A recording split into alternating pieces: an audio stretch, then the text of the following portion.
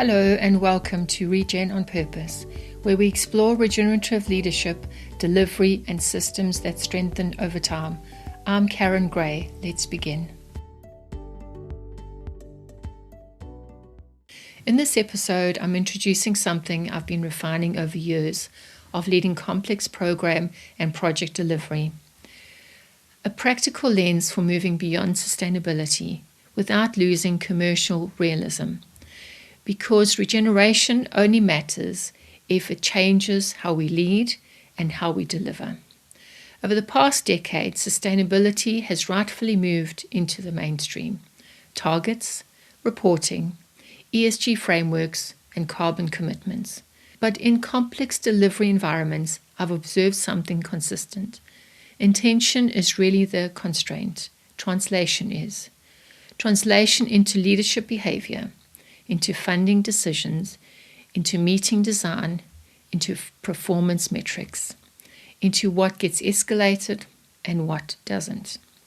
Because regeneration isn't a strategy deck. It becomes real when leadership attention moves.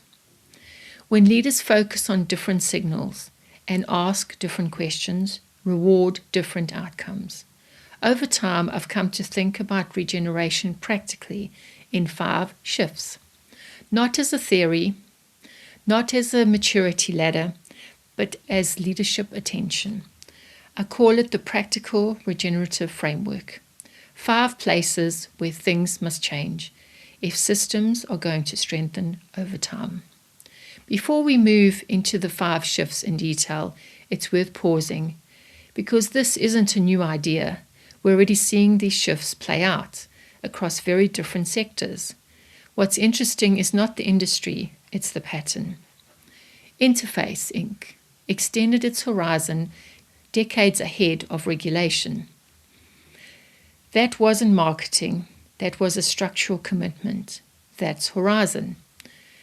Toyota designed operating conditions that reduce resilience on Horonics. Visual management, stop the line authority, continuous improvement embedded into daily work. That's Conditions. Unilever aligned executive incentives with long-term sustainability metrics. When incentives moved, behavior moved. That's Incentives. Microsoft invested heavily in distributed internal capability, not just product innovation, organisational strength. That's Capability. Patagonia protects vitality, aligning environmental ambition with human energy and resilience. That's Vitality. And in the retail systems, like Aldi Ireland, you see elements of all 5 working simultaneously. Long-term packaging commitments embedded into supply chains. Energy efficiency built into store infrastructure. Lean operating models dependent on distributed competence. Standards that endure beyond individual managers. Different industries, different pressures, same structural shift. None of these organizations necessarily call this regeneration, but structurally, that's what's happening. Leadership attention shifted. And when leadership attention shifts, design changes. And when design changes, systems strengthen. That's the pattern. So before we move into the 5 shifts in detail, let me ask you something. Where is your leadership attention currently optimized? Is it optimized for launch, for visibility, for quarterly proof, or for strength over time? If you step back from the targets and look at the system itself, is it becoming more capable, more stable, more energized, or more dependent, more strained, more fragile? Because regeneration doesn't begin with ambition, it begins with awareness. Awareness of what we are structurally reinforcing. And once that awareness sharpens, the 5 shifts become visible everywhere. So let's walk through them. The first shift, Horizon. Most delivery systems are structurally optimized for launch, go live, milestones, visibility. Regeneration extends the horizon. It asks, what will this look like 18 months from now? Is capability stronger? Is the system healthier? Are benefits compounding or eroding?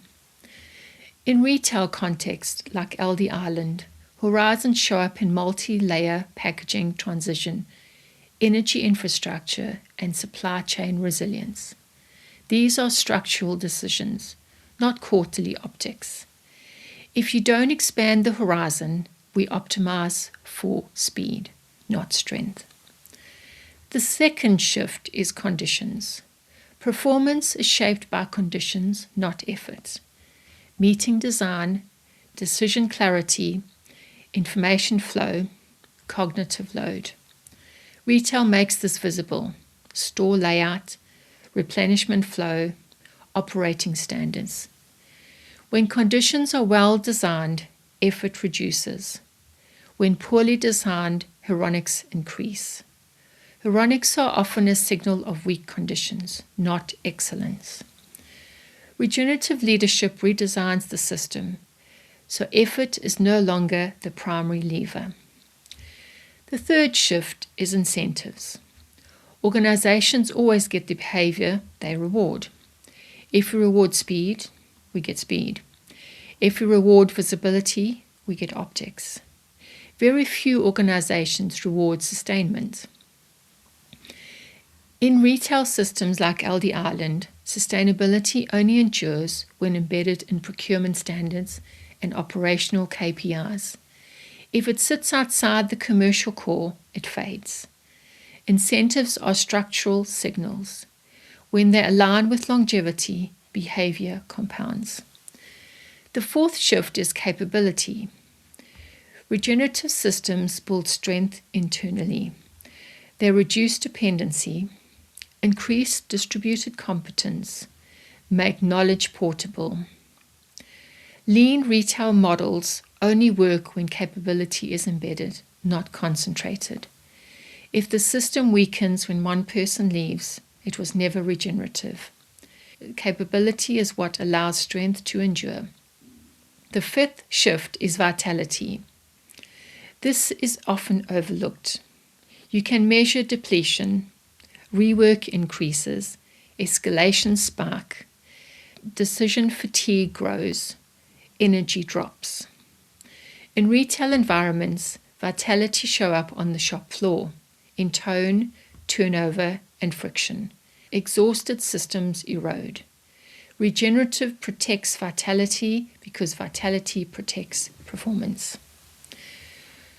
When leadership attention expands across horizon, conditions, incentives, capability, and vitality, something subtle shifts.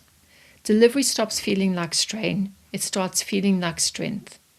Deadlines remain, targets remain, commercial pressure remains, but the system holds together. And when the system holds, people don't have to compensate for it. That's the difference. Regeneration isn't about doing more, it's about designing differently.